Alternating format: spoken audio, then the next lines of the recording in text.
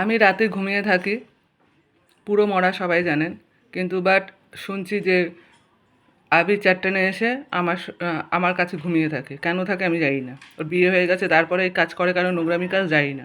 আজকে সকালে আমাকে কিস করেছে, বারবার বারণ করছি, গালাগালিও দিয়েছি, কিছু কোনো কথা শোনে না।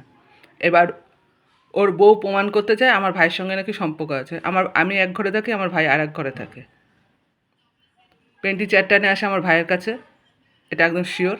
ওকে আমার ভাই, সরি পেন্টি না, দেবযানী, এখন নন্দিতা হয়েছে। তা নন্দিতা হচ্ছে আমার ভাইয়ের কাছে আসে চ্যাটটানে, আমার ভাই অর্ধেক দরজা খোলে। আমি জিজ্ঞাসা করেছি, কি রে তুই অর্ধেক দরজা খুলছিস কেন, কী কারণে? অর্ধেক দরজাই খোলে, কোনো কথা উত্তর দেয় না। দেবযানী যায় আমার ভাইয়ের কাছে, কী কারণে যায়, কিসের জন্য যায়, আবি সব জানে, জেনে শুনেও কিছু বলে না। তার কারণ হচ্ছে দুজনে এত নোংরামি শুরু করে দিয়েছে ভাই বোনের সঙ্গে, বলার মতন না। মানে ওরা যেহেতু নোংরা করেছে, ধরা পড়ে গেছে, এবার আমরা নোংরামি করি না, আমরা নোংরামি করি সেটাই প্রমাণ করবে। কিন্তু আমরা কোনো দিন নোংরামি করিনি, ওটাই হচ্ছে ওদের এখন হেতু যে আমরা নোংরামি করি ভাই বোনে।